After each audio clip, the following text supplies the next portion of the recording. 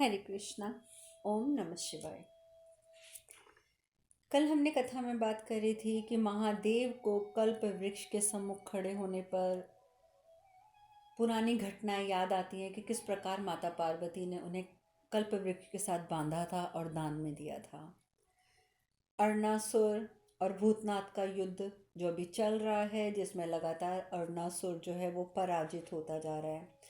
दूसरी ओर 51 शक्ति पीठों पर साधना जो करी जाती है, सभी ऋषि मुनि साधना करते हैं और महादेव एक ही समय में 51 विद्यापीठ शक्तिपीठों पर उपस्थित रहते हैं, साथ साथ माता पार्वती के समक्ष भी।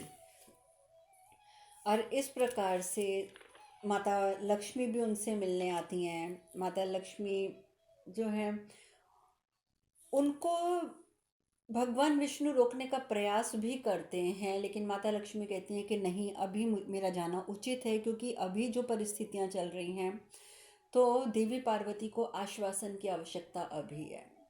और इस प्रकार से वो उनसे मिलने जाती हैं, उनकी चर्चा होती है। वहीं दूसरी ओर भूतनाथ, जब समुद्र देवता अरुणासुर को नहीं बताते कि भूतनाथ कहाँ है अपने जल तत्व के साथ, तभी वहाँ पर भूतनाथ उपस्थित हो जाते हैं। आते ही वो कहते हैं कि जल को अपनी मुष्टिका में रोकने का प्रयास मत करो, क्योंकि ये प्रयास सदा विफल होता है। उसका कारण ये है कि जब हम जल को हाथ में पकड़ लेते हैं और जितना बल लगाकर अपनी उंगलियों पे बल लगाते हैं कि मुट्ठी को ज़ोर से भींच लें, ज़ोर से बंद कर लें, उतनी ही तीव्रता से जल हमारे हाथों से बाहर निकल जाता है। यही बात महादेव बोलते हैं, उसको समझाने का प्रयास करते हैं अरुणासुर को कि इतना बल तुम अपनी उंगलियों पर दोगे, उतनी ही तीव्रता से जल तुम्हारे हाथ से बाहर निकल जाएगा। परंतु वो नहीं मानता। आखिर इतनी तेज लहर उठती है समुद्र से, जिसमें कि वो उछलता हुआ अरुणासुर ऊपर पहुंचता है और अंततः धरती पर आकर गिरता है। महादेव कहते हैं कि अब तुम्हारे पास केवल एक अंतिम अवसर शेष है। अंतिम अवसर, वो अवसर ये है कि तुम्हें अपनी त्रुटियों का अंत वहीं करना होगा जहां तुमने अपनी त्रुटियों का आरंभ किया था। आप जानते हैं कि उसकी त्रुटियां कहाँ से आरंभ हुई थी। जब वो बहुत छोटा बालक था तब तो वो बहुत अच्छा था, परंतु उसके सम्मुख जब क्रूरता से उसकी माता का वध हो जाता है, तब से ही अरुणासुर ये सब गलत कामों की में लिप्त होता है। और यही महादेव ने, यानी कि भूतनाथ ने बोला कि तुम्हें वहीं पे जहाँ से तुमने त्रुटियां शुरू करी थी, यानी कि जहाँ पर उसकी माता का मृत शरीर पड़ा हुआ है, वहीं पे तुम्हारी त्रुटियों का अंत भी होगा। और उन्होंने ये भी बोला भूतनाथ ने कि अब मैं तुम्हें अगली बार वहीं मिलूंगा। और ये कह के भूतनाथ वहाँ से प्रस्थान करते हैं। अरुणासुर जो है समुद्र के किनारे पर धरती पर औंधा मुंह के बल गिरा पड़ा है।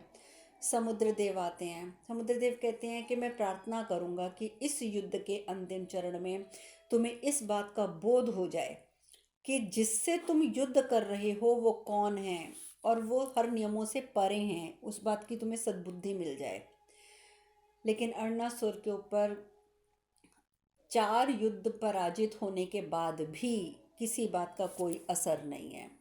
अरुणासुर अभी भी कहता है कि आपको भी ये समझ में आ जाना चाहिए कि ये जो युद्ध है वो मेरी भी, जैसे आप कह रहे हो ना कि युद्ध करने वाला नियमों से परे है, तो आपको ये भी बात समझनी होगी कि मेरा युद्ध जो है वो जय पराजय से परे है। मुझे इस बात से कोई लेना देना नहीं है कि मेरी जय होती है या मेरी पराजय होती है। मैं सिर्फ अपनी माता के शरीर में श्वास फूंकना चाहता हूँ और उसी के लिए मैं युद्ध अंतिम चरण तक लड़ता रहूँगा, अंतिम चरण तक। ये कहकर अरुणासुर वहाँ से प्रस्थान करता है, जाकर वरुण देव को भी मुक्त कर देता है। वरुण देव को जैसे मुक्त करता है, भूतनाथ वहीं पे उपस्थित हो जाते हैं उसी समय। और वरुण देव जो हैं वो नमन करते हैं। तो अरुणासुर बोलता है, भूतनाथ तुम जानते हो कि यहाँ आकर तुमने कितनी बड़ी भूल कर दी है। तुम मेरे क्षेत्र में आ गए हो जहाँ मेरी कुटीर है, जहाँ मैंने मंदिरों का निर्माण किया था, तुम वहाँ पर आ गए हो। तुम्हें मालूम है कि तुमने कितनी बड़ी भूल कर दी। भूतनाथ जी जो होते हैं वो इस बात का उसको कोई जवाब नहीं देते हैं, बल्कि वरुण देव को कहते हैं कि आप प्रस्थान कीजिए वरुण देव, क्योंकि वायु की शक्ति से विनाश की लीला आरंभ होने वाली है। इसलिए आप यहाँ से तुरंत प्रस्थान कीजिए। और वरुण देव प्रणाम करके वो भी कैलाश की ओर प्रस्थान कर जाते हैं। उधर बृहस्पति जी, इंद्र जी, चारों देवता तत्व सब कैलाश पर होते हैं। प्रभु से वो लोग कृतज्ञ भी हैं, क्षमा प्रार्थी भी हैं तत्व देवता, क्योंकि वो इतना तो जानते हैं कि उनके निर्णय के कारण ही ये परिणाम सामने आया है। यदि वो लोग ये निर्णय ना लेते, यदि वो लोग अरुणासुर के समक्ष ना जाते, उसके राज्य में ना जाते, तो शायद ये परिस्थिति उत्पन्न ही ना होती। तो इसीलिए वो महादेव से को धन्यवाद भी कहते हैं कि आपकी वजह से, मतलब भूतनाथ की वजह से हम यहाँ पर वापस आ सके हैं। साथ ही क्षमा भी मांगते हैं। महादेव कहते हैं कि आप लोग क्षमा मत मांगिए, क्योंकि देवताओं का भ्रमित होना अकारण नहीं था देवगुरु। अगर देवता भ्रमित हुए तो उसके पीछे कोई कारण था। इस घटनाक्रम का एक उद्देश्य था, और वो उद्देश्य था समस्त संसार के समक्ष अरुणासुर का उदाहरण प्रस्तुत करना। ये बताना कि कोई व्यक्ति कितना भी शक्तिशाली हो, उसका अर्थ ये नहीं होता कि वो जो चाहे कर सकता है। मेरा उद्देश्य सिर्फ ये था कि संसार के समक्ष अरुणासुर का उदाहरण प्रस्तुत करूं, एक ऐसे शक्तिशाली व्यक्ति का उदाहरण जिसने पंच तत्व देवताओं को बंदी बना लिया, किंतु स्वयं उनके गुणों के प्रति उपेक्षित रहा। बंदी तो बना लिया, क्यों? क्योंकि वो शक्तिशाली था। लेकिन बंदी बनाने से बेहतर होता यदि वो उन गुणों को स्वीकार करता जो पंच देवताओं के गुणों हैं, उनकी उनसे उपेक्षित ना रहता। परंतु अरुणासुर ने ऐसा कुछ नहीं किया। महादेव कहते हैं कि उसने तत्व देवताओं की शक्तियों का प्रयोग अनिश्चित कार्य की पूर्ति हेतु किया। यदि अरुणासुर इन शक्तियों को बंदी ना बनाकर, अगर इन शक्तियों को बंदी ना बनाकर इनके गुणों को आत्मसात करने का प्रयास करता, तो परिणाम एकदम विपरीत होते, एकदम विपरीत होते। बात तो सत्य है ना कि तुमने बंदी बना लिया, तुम में शक्ति आ गई, काश तो उन गुणों को तुम अपने अंदर ले लेते, उनसे सीखते। महादेव कहते हैं कि देखिए, महादेव हमें बहुत एक अच्छी चीज़ समझा रहे हैं कि सूर्य के ज्ञान रूपी प्रकाश को यदि वो आत्मसात करता, तो वो समझता कि वो अज्ञानता के किस अंधकार में है। परंतु सूर्य के ज्ञान रूपी प्रकाश को आत्मसात करने की बजाय उसने तो सूर्य को बंदी बना लिया। उसे अगर वो बंदी ना बनाकर ज्ञान प्राप्त करता उस प्रकाश से, तो उसे बोध होता कि उसमें जो प्रबल शक्तियां हैं इतनी ज़्यादा, जो इस समस्त संसार में व्याप्त हो रही हैं, उसका वो क्या से क्या प्रयोग कर सकता था। परंतु उसने ऐसा नहीं किया। इसी प्रकार चंद्रमा की शीतलता जब उसने देखी, तो चंद्रमा की शीतलता का तात्पर्य उसने उसमें भावना रहित, अचेत और निर्दयी रहना समझा।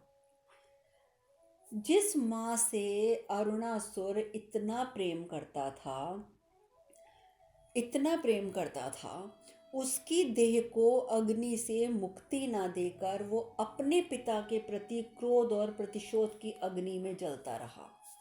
देखिए, अग्नि से वो चाहता तो अपनी माँ को मुक्ति दे सकता था, खुद भी सत्कर्म पर चल सकता था, परंतु नहीं किया। चंद्रमा को देखकर उसे लगा कि ये तो भावना रहित हैं, ये तो बस रात को चमकने आ जाते हैं। मतलब किसी भी तत्व से उसने कुछ भी सीखने का प्रयास नहीं किया, जबकि प्रत्येक तत्व हमें कोई ना कोई शिक्षा देता है।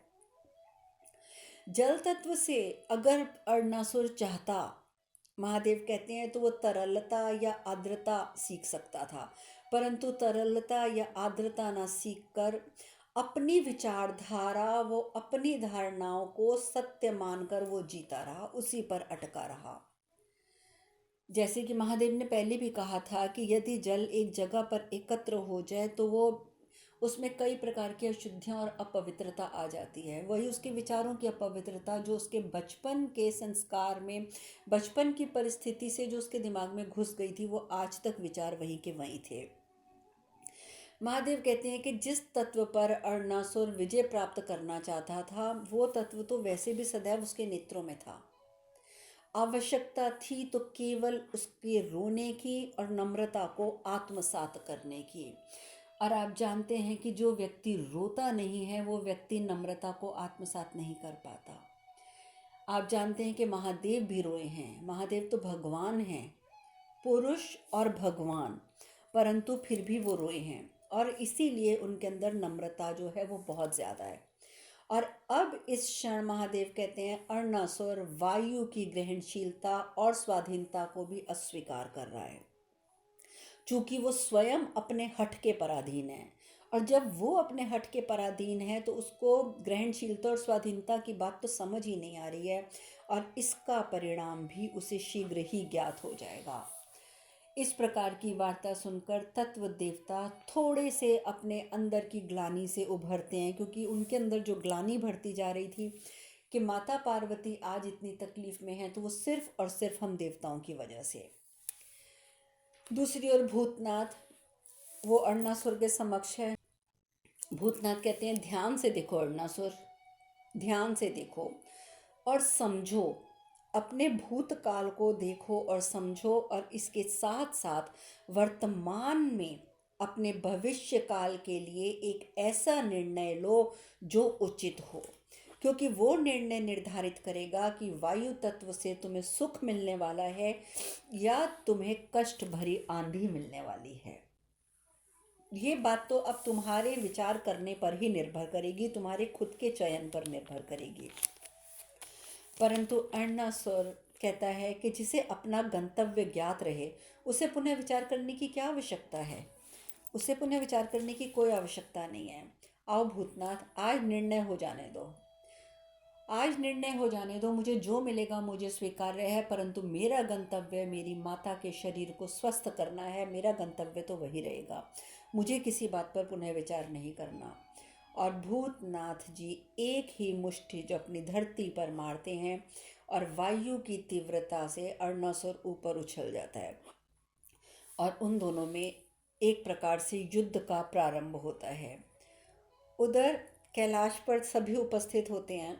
गुरु बृहस्पति यानी कि देव गुरु वो कहते हैं प्रभु, पवन देव की मुक्ति के बाद माता से इनकी शक्तियों के स्थानांतरण की क्या प्रक्रिया होगी। माता की जब शक्तियाँ माता वापस करेंगी इन 5 तत्व देवताओं को, तो इसकी प्रक्रिया क्या होगी।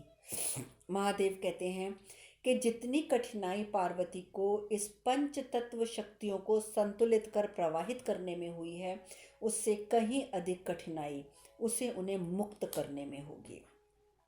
शक्तियों के हस्तांतरण हेतु मुझे पार्वती की सहायता करनी होगी, और इस उद्देश्य की पूर्ति हेतु मुझे तप करना होगा, क्योंकि जब तक मैं तपस्या में लीन नहीं होऊंगा मैं पार्वती की कोई सहायता नहीं कर पाऊंगा। पार्वती अपने तप से, अपनी समाधि से बाहर आए, मुझे भी तपस्या के लिए बैठना होगा। माता लक्ष्मी वो भी थोड़ी चिंतित होती है। वो कहती हैं कि इसका मतलब कि आगे की घटनाएं कुछ और हैं, क्योंकि मैं भी आगे भविष्य नहीं देखती हूँ। तो स्वामी आपने भी मुझे नहीं बताया कि क्या होने वाला है। भगवान विष्णु कहते हैं कि देवी अब जो कुछ होगा वो प्रत्यक्ष हो जाएगा, अब मैं आपको कुछ नहीं बता सकता। और ब्रह्मा जी और विष्णु जी जो कि सारी स्थिति से का ज्ञान रखते थे, वो कहते हैं कि अब हमारे कैलाश प्रस्थान का समय आ गया है। और इस प्रकार से ब्रह्मा जी और विष्णु जी भी कैलाश पहुंच जाते हैं, क्योंकि वो जानते हैं कि अब जो होने वाला है वो बहुत बड़ी घटना होगी, बहुत बड़ी घटना। भगवान विष्णु कहते हैं कि जो कुछ हुआ और जो होने वाला है ये नियति के अधीन है। बहन पार्वती को ये साहसपूर्वक सामना स्वयं करना होगा, और उन्हें ये सहन करना होगा। ये बात भी पूर्व निश्चित थी, ये बात तो पूर्व निश्चित थी कि देवी बहन पार्वती को इन सब समस्याओं से जूझना पड़ेगा। परंतु ब्रह्मदेव कहते हैं महादेव से कि महादेव, मैं भी नारायण की बात से सहमत हूँ। जो हो सकता था वो आपने किया, जो कुछ आप देवी पार्वती की सहायता कर सकते थे वो आपने की, किंतु अब जो होगा उसका उत्तरदायित्व आपका नहीं है महादेव। तो महादेव कहते हैं उचित होता यदि मैं उत्तरदायी होता, क्योंकि यदि मैं उत्तरदायी होता तो मैं उस उत्तरदायित्व को निभा सकता था, किंतु इसके अतिरिक्त भी पार्वती की सहायता करने की आवश्यकता है, और इसलिए मैं जो कुछ कर सकता हूँ वो मैं करूँगा। और ये कहकर वो बिना प्रतीक्षा किए कि नारायण क्या कहते हैं, महादेव वहाँ से प्रस्थान कर जाते हैं तप के लिए। वहाँ से वो प्रस्थान कर जाते हैं और महादेव मन ही मन कहते हैं कि प्रकृति ने पुरुष की सहायता के लिए अपना कर्तव्य भली भांति निभाया है, और अब समय आ गया है कि पुरुष का प्रकृति के प्रति जो कर्तव्य है उसे वो निभाए। और ये विचार मन में लाते हुए वो तपस्या आरंभ कर देते हैं। और भगवान विष्णु वो कैलाश पर पहुँच तो हैं ही हैं, महादेव तो वहाँ से प्रस्थान कर चुके हैं। भगवान विष्णु कहते हैं कि इस अंतिम और अत्यंत जटिल चरण में बहन पार्वती की सहायता करने हेतु महादेव साधना में लीन हो चुके हैं। परंतु महादेव साधना में चले गए, इस बात से सब प्रसन्न हो जाते हैं, क्योंकि उन्हें लगता है कि महादेव साधना करेंगे तो माता पार्वती को इतना कष्ट नहीं सहना पड़ेगा, नहीं सहना पड़ेगा, नहीं सहना पड़ेगा। वहाँ दूसरी ओर भूतनाथ, जो कि उसी क्षेत्र में पहुंच चुका है जो कि अरुणासुर का क्षेत्र है, क्योंकि अरुणासुर को उन्होंने कहा था ना कि तुम्हारी जहाँ से त्रुटियों का आरंभ हुआ था वही अंत होगा। अब भूतनाथ वहाँ पहुँच जाते हैं और बोलते हैं मैंने तुम्हें 5 अवसर दिए थे अरुणासुर, किंतु व्यक्ति का विनाश जब निकट होता है तो सबसे पहले वो अपना विवेक खो बैठता है, और वही तुम्हारे साथ हुआ है। किंतु स्मरण रहे, तुमने जो जो कुछ भी अभी तक किया है या जो तुम कर रहे हो वो तुम्हारी अपनी इच्छा है। जो कुछ तुम कर रहे हो तुम्हारी अपनी इच्छा है। कभी तुमने ये सोचा भी नहीं कि तुम्हारी माँ की इच्छा क्या है, क्योंकि भूतनाथ जी यानी कि महादेव तो जानते हैं ना कि अरुणासुर की माता अभी भी भटक रही है उसकी आत्मा मुक्ति प्राप्त करने के लिए, और अग्नि में जब तक उनकी देह को दाह नहीं किया जाएगा तब तक उन्हें मुक्ति प्राप्त नहीं हो सकती है। यही बात भूतनाथ कहते हैं कि तुमने हमेशा वही किया जो तुम्हारी इच्छा है, तुमने कभी ये जानने का प्रयास ही नहीं किया कि आखिर तुम्हारी माँ की क्या इच्छा है। और जिस दिन तुम्हें अपनी माँ की इच्छा का बोध हो गया उस दिन तुम्हें अपने प्रयत्नों की व्यर्थता का आभास भी हो जाएगा कि तुम आज तक जो प्रयत्न कर रहे थे वो कितने निरर्थक थे। परंतु अरुणासुर कहता है चाहे कुछ भी हो जाए मैं माँ को जीवित करके ही रहूँगा। इतना समझाना, इतना बोलना, 4 युद्धों में पराजित हो जाना, उसके बाद भी अरुणासुर यही कहता है कि जो भी हो जाए मैं माँ को जीवित करके रहूँगा। और ये कह के वो कुटीर की ओर प्रस्थान करता है। तभी भूतनाथ द्वारा तीव्र वायु छोड़ी जाती है, उनके मुख से निकलती है और सब कुछ टूट जाता है। वो मंदिर तक टूट जाता है जिसमें पवन देव जो हैं वो कैद होते हैं, पवन देव भी मुक्त हो जाते हैं। और सारा जो उसकी कुटीर उटीर होती है वो सब टूटने लग जाती है। सब कुछ टूट टूट के सब कुछ, जैसे उनकी माता का शरीर है, माता के शरीर के ऊपर सारे खम्भे और ईंटें पत्थर गिर जाते हैं। और तो और सब कुछ अरुणासुर के ऊपर भी गिरता है, अरुणासुर का भी वहीं अंत होने की तैयारी हो जाती है। साथ ही जहाँ पर उसकी माता का शरीर होता है वायु बंद होते ही वहाँ पे अग्नि प्रज्वलित होती है और उसकी देह जो है वो जलकर भस्म हो जाती है। उधर भूतनाथ जी हैं वो महादेव के समक्ष उपस्थित होते हैं और देखते हैं भूतनाथ जी के महादेव तो तपस्या में लीन है। वो बिना कुछ कहे वही ऊष्मा का, ऊर्जा का गोला बनकर और महादेव के शरीर में वापस समा जाते हैं। महादेव उनको आभास हो जाता है, वो मन ही मन कहते हैं पार्वती 5 तत्व देवता मुक्त हो चुके हैं, अब इन शक्तियों को हस्तांतरित करने का समय आ गया है। तब तक पवन देव भी कैलाश पे उपस्थित हो जाते हैं। जैसे ही पवन देव भी पहुंच जाते हैं तब भगवान विष्णु कहते हैं बहन अब 5 तत्व देवता आ चुके हैं, अब उन 5 तत्वों की शक्तियों को आप मुक्त कर दीजिए। देवी लक्ष्मी भी उनका साथ देती हैं। अब विलंब मत कीजिए देवी, इससे आपको और पीड़ा बढ़ेगी। महादेव आपकी सहायता हेतु साधना में लीन है, मुक्त कीजिए ऊर्जा को ताकि महादेव भी आपका साथ दे सके। और पंच देवता दायित्व पूर्ति हेतु तत्पर हैं, इसलिए आप उनकी ऊर्जाओं को हस्तांतरित कर दीजिए।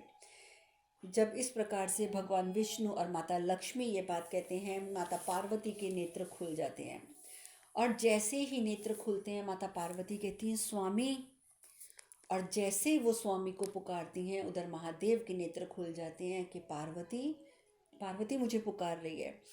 और महादेव तुरंत वहाँ पहुँच जाते हैं जहाँ माता पार्वती ने ऊर्जाओं को स्थानांतरित किया था। माता पार्वती खड़ी हो जाती हैं, महादेव भी वहाँ उपस्थित हो जाते हैं। उनके शरीर में से सारी ऊर्जाएं निकलकर पंच देवताओं में जाकर समा जाती हैं। उनकी ऊर्जाएं उन्हें वापस मिल जाती हैं जो उन्होंने संसार में स्थानांतरित करनी थी, अब बांटनी थी। और माता पार्वती को खड़े देखकर एक और तो सब प्रसन्न होते हैं, लेकिन सबके देखते देखते उसी समय माता पार्वती अचेत होकर धरती पर गिर पड़ती हैं। धरती पर अचेत होकर गिर पड़ती हैं, सब स्तब्ध रह जाते हैं। महादेव माता पार्वती को गोद में उठाते हैं और उस ऊर्जा क्षेत्र से उन्हें बाहर लेकर आते हैं जहाँ पर सभी उपस्थित हैं। सभी ऋषिगण भी, गणेश, कार्तिकेय, नंदी, प्रेतगण, गुरु, बृहस्पति, इंद्रदेव और सभी देवतागण सब हैरान, क्या हुआ माता को, क्या हुआ माता को। गणेश जी भी, क्या हुआ माता को। और वो तो है, गणेश जी तो रो ही पड़ती हैं, क्या हुआ माता को, मामा जी आप बताइए क्या हुआ, पिताजी कुछ कर क्यों नहीं रहे हैं, क्या हुआ। कश्यप ऋषि भी कहते हैं कि ऋषिवर, महादेव को इस अवस्था में हम पहले भी देख चुके हैं। और ये बात कह के जो कश्यप ऋषि होते हैं उनके नेत्रों में अश्रु आ जाते हैं। आप जानते ही हैं कि वो किस घटना का यहाँ पर चर्चा कर रहे हैं। वो कर रहे हैं जब सती माता ने आत्मदाह किया था, और जिस प्रकार से उनके मृत शरीर को महादेव अपने हाथों में, अपनी बाहों में उठाकर और उस महल से, दक्ष के महल से बाहर निकले थे रोते हुए। तो कश्यप ऋषि को वही चीज़ें सब ध्यान आती हैं कि उसी प्रकार इस समय माता पार्वती की देह को हाथ में उठाए हुए महादेव उस ऊर्जा के स्रोतों से बाहर निकले, और उनके नेत्रों में वही अश्रु थे जो एक टाइम पर, एक समय पर माता सती के समय आए थे। भृगु ऋषि कहते हैं तब जो पीड़ा महादेव को हुई थी ना, और उसके बाद जो अनर्थ हुआ था, वो आज मुझे सब स्मरण हो रहा है। मैं एक एक बात जानता हूँ, क्योंकि आप जानते हैं, आप लोगों को मैंने बताया था इस कथा में कि जो सप्त ऋषि हैं उनका विवाह भी दक्ष की पुत्रियों से ही हुआ था। यानी कि दक्ष प्रजापति जो माता सती के पिता थे वो उन सब के श्वशुर भी थे, तो इसीलिए ये सब आपस में बहुत नज़दीक थे। तो ये सब घटनाएं सप्त ऋषियों के सम्मुख हुई थी जब माता सती ने आत्मदाह किया था। और इसीलिए वो कहते हैं कि मैं एक एक क्षण की एक एक घटना मुझे स्मरण है, परंतु ऋषि अत्रि कहते हैं परंतु इस बार ऐसा कुछ नहीं होगा, कुछ भी नहीं होगा, क्योंकि इस बार माता पार्वती को महादेव कुछ होने नहीं देंगे। और महादेव माता पार्वती के शरीर को धरती पर रखते हैं और खुद बुत बने वहीं बैठ जाते हैं। तभी भगवान विष्णु कहते हैं महादेव शांत हो जाइए, शांत हो जाइए। लेकिन महादेव की मन में, उनके जो कहते हैं ना कि स्मृति पटल में वही दृश्य घूम जाते हैं माता सती के आत्मदाह के, कि किस प्रकार वो सती के मृत देह को लेकर बाहर निकल रहे हैं। परंतु भगवान विष्णु लगातार उन्हें सचेत करते हैं। भगवान विष्णु कहते हैं महादेव अब समय आ गया है कि आपको एक नया रूप धारण करना होगा। बहन पार्वती के उपचार हेतु आप वैद्यनाथ का रूप धारण कीजिए और आप बहन पार्वती का उपचार कीजिए। और ये बात जैसे ही उनके मन तक पहुंचती है, जो भगवान विष्णु कहते हैं, महादेव की जटाएं खुल जाती हैं, उनकी जटाएं उड़ने लगती हैं तेज तेज हवाओं के साथ, और उसी समय उनके हृदय से निकलने वाली ऊर्जा माता पार्वती के शरीर में प्रवेश करती है और समा जाती है। और माता पार्वती होश में आने लगती हैं, उनके नेत्र खुल जाती हैं और अचानक वो उठ के खड़ी हो जाती हैं। देखती हैं कि सामने महादेव बैठे हुए हैं। माता पार्वती मन ही मन में, जैसे कि वो दोनों हमेशा मन में ही बातें कर लेते थे सबके सम्मुख होने पर, मन ही मन कहती हैं हमने कहा था ना स्वामी, हमने कहा था ना कि हम एक साथ किसी भी परिस्थिति का सामना कर लेंगे। और इस प्रकार से वो बात कह के खड़ी होती हैं। महादेव भी खड़े हो जाती हैं, और जैसे कि सदैव महादेव करते हैं कि जब वो माता पार्वती इस प्रकार की कोई बात करती हैं तो वो बहुत प्रेम पूर्वक माता के चेहरे पर अपना हाथ रखते हैं, कभी सर पे अपना हाथ रखते हैं। परंतु इस बार ऐसा हुआ कि जैसे ही महादेव ने प्रेम पूर्वक हाथ उठाया, वो हाथ माता पार्वती तक तो पहुंच ही नहीं पाया और राह में ही रुक गया, बीच में ही रुक गया। माता पार्वती घबरा जाती है, नहीं नहीं स्वामी, नहीं, यह हमें कैसी अनुभूति हो रही है, और वो घबरा जाती हैं। और महादेव की स्थिति से अनभिज्ञ नंदी जी कहते हैं, प्रभु प्रभु प्रभु, एक विनती है आपसे, एक बार अपना डमरू बजाइए ना, आप डमरू बजाइए, उसका नाद हम सब में, उसकी प्रतिध्वनि को आप हम सब में बसा दीजिए कि हम आपके डमरू की आवाज़ से हम फिर से वापस अपनी स्थितियों में पहुंच जाएंगे। लेकिन ये क्या, त्रिशूल और त्रिशूल पे लगा हुआ डमरू वो वहीं रह जाता है और महादेव अचानक लुप्त हो जाते हैं, गायब, सबके बीच में से महादेव गायब। सिर्फ त्रिशूल वहां रह गया जिसके ऊपर डमरू लगा हुआ था। माता पार्वती मन ही मन कि स्वामी ने डमरू भी नहीं बजाया, त्रिशूल भी साथ नहीं लेके गए, ऐसा तो कभी नहीं हुआ। महादेव जब भी कहीं जाते भी थे तो उनका त्रिशूल सदैव उनके साथ रहता है, डमरू सदैव उनके साथ रहता है। और यदि ऐसा होता है कभी तो उसका तात्पर्य बहुत भयंकर, वो तो किसी न किसी अनिष्ट की घटना की ओर संकेत होता है। और ये बात सोचते ही माता पार्वती भी वहाँ से गायब हो जाती हैं। कार्तिकेय जी कहते हैं, मामा जी ये क्या हो रहा है, ये क्या हो रहा है, माँ भी कहाँ चली गई। भगवान विष्णु कहते हैं, वही जिसका हमें पूरा पूर्वाभास तो था पुत्र, किंतु हम उसे रोक नहीं सकते थे, क्योंकि सच्चाई अब यही है, मैं तुम लोगों से नहीं छुपाऊंगा, क्योंकि अब तो ये घटना घट चुकी है। महादेव दीर्घ विषाद की स्थिति में चले गए हैं, दीर्घ विषाद की स्थिति में। ऋषि ऋषि अत्रि कहते हैं, किंतु माता तो अब सकुशल हैं, महादेव ने वैद्यनाथ के रूप में उनका उपचार भी कर दिया है, तो फिर वो कैसे ऐसे हो सकता है, फिर कैसे वो विषाद की स्थिति में जा सकते हैं। भगवान विष्णु कहते हैं, क्योंकि उन्हें ये स्वीकार्य नहीं है कि उनके कारण, उन्हें ये बात कदापि स्वीकार्य नहीं है कि उनके कारण बहन को इतना कष्ट हुआ है, ये बात वो स्वीकार नहीं कर पा रहे हैं। ब्रह्मा जी कहते हैं, प्रकृति और पुरुष एक दूसरे के पूरक हैं, इसलिए महादेव ने हर संभव प्रयास किया देवी की सहायता करने का। वो सभी शक्तिपीठ भी गए, अपनी शक्तियां भी बारंबार वो देवी पार्वती को देते रहे, और अंतिम चरण में स्थानांतरण को सहज बनाने हेतु स्वयं साधना भी की। और उनके प्रयासों के विपरीत जब देवी मूर्छित हुई तो ये महादेव से सहन नहीं हुआ, क्योंकि महादेव ने अपनी ओर से पूर्ण प्रयास किया था, परंतु उनका मूर्छित होना ये महादेव से सहन नहीं हुआ और वो विषाद की स्थिति में प्रवेश कर गए हैं।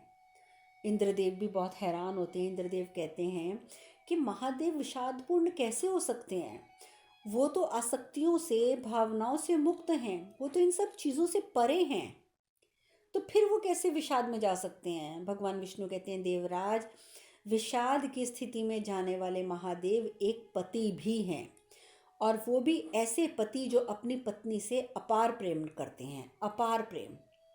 तो ऐसे पति का विषाद की स्थिति में जाना अनुचित नहीं है देवराज। महादेव एक अकेली जगह पर अकेले जाकर खड़े हो जाते हैं, बार बार उन्हें सती का ख्याल आता है, कभी उन्हें बार पार्वती जी का ख्याल आता है कि जैसे सती ने भी आत्मदाह कर लिया, मैं कुछ नहीं कर पाया, पार्वती के लिए भी मैं इस समय कुछ नहीं कर पाया, जबकि इलाज कर चुकी हैं। परंतु वो इस बार बहुत क्षुब्ध हो गए कि मेरे इतने प्रयासों के बाद भी पार्वती को पीड़ा सहनी पड़ी, वो अचेत हुई। महादेव चिल्ला पड़ते हैं, नियति नियति नियति, बारंबार तुम्हें कष्ट सहना पड़ रहा है पार्वती, बारंबार तुम्हारा दहन हुआ, मैं कुछ नहीं कर सका। क्यों? क्योंकि वो नियति थी। तुम्हें संतान वियोग की पीड़ा सहनी पड़ी, मैं कुछ नहीं कर सका। क्यों? क्योंकि वो नियति थी। तुम्हें कैलाश और मुझसे दूर रहना पड़ा, कष्ट सहने पड़े, मैं कुछ नहीं कर सका। क्यों? क्योंकि ये नियति थी। और मैं प्रत्येक बार तुम तक उन कष्टों को आने से रोक भी नहीं सका, क्योंकि वो नियति थी। नहीं, ये मुझे स्वीकार्य नहीं है, मुझे स्वीकार्य नहीं है। ऐसे अभी महादेव ये सब अपने विचारों में गुम होते हैं कि माता पार्वती आ जाती हैं वहाँ पर। माता पार्वती उनके सम्मुख पहुँच जाती हैं, कहती हैं स्वामी आपका ऐसा सोचना उचित नहीं है, बिल्कुल भी उचित नहीं है। हम प्रत्येक क्षण कष्ट में अकेले कहाँ थे? अगर हम पर कष्ट आए भी तो हम अकेले कहाँ थे? आप हमारे साथ सदैव थे। और आज जो हम यहाँ हैं ये भी उसी का ही तो प्रमाण है कि आपने सदैव हमारी सहायता करी है। स्वामी अभी आगे माता पार्वती कुछ बोलने लगती हैं कि महादेव एकदम बोल पड़ते हैं, मुझे एकांत चाहिए, मुझे एकांत चाहिए। माता पार्वती की निगाह सूर्य की ओर जाती हैं। उनके मन में एक ही बात आती है, ये सूर्योदय कहीं अनर्थ का आगमन तो नहीं है। और बिना कुछ कहे माता पार्वती वहाँ से प्रस्थान कर जाती हैं। आगे की कथा अब हम कल करेंगे। आज हम कथा में यहीं विश्राम लेंगे। हरे कृष्ण कृष्ण कृष्ण हरे हरे, हरे राम राम राम हरे हरे। आप सब खुश रहें, सुखी रहें, स्वस्थ रहें। हरे कृष्णा। ओम नमः शिवाय, ओम नमः शिवाय, ओम नमः शिवाय, ओम नमः शिवाय, ओम नमः